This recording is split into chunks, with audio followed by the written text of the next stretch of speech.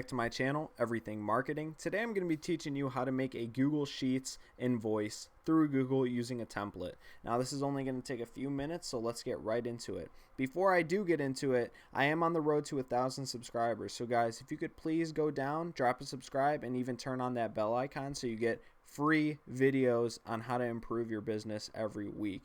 Now I'm just getting started. I should have a webcam here shortly. So hopefully the quality and the content gets a little better as we go, which I'm sure it will.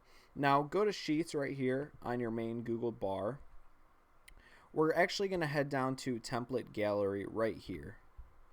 And we're going to scroll down to Work. And as you can see, we have an invoice laid out right here for you guys. Google made this super simple and streamlined for your business. We're going to edit this for our company name, and we could even edit the prices here. So feel free to do that. I'm going to go through it right now. We're going to enter my name, Social Media Marketing USA, and it'll get rid of this box if your name is a little bit longer.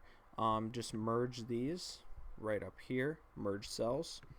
Fill out your address, your city, zip code, all of that. You can even add a small little column right here if you want to throw in your email address or whatever it might be. So you can mess around with these colors. I'll do that a little later. Invoice 4, this is where you're going to throw in obviously the business's name, payable to, invoice number, project, due date, etc., etc. You can delete some things, add some things if you'd like, and this is pretty cool. Google automatically kind of updates these numbers. So let's say you wanted to charge someone $50, throw it in, it already does it for you. Make this 0, well, not 2,000. Hopefully 2,000.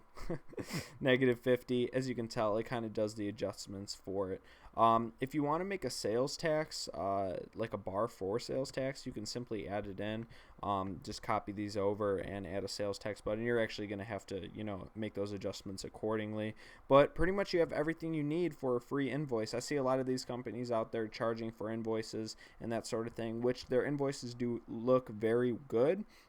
However, to have a free invoice, especially when you're starting out, starting a business, everyone knows it is a little costly. So you're trying to avoid those upfront costs as much as possible. So hopefully you got something out of this. If you did, please leave a like. There's going to be content dropping every week. So be sure to check out my channel, guys. Thank you so much and have a great one.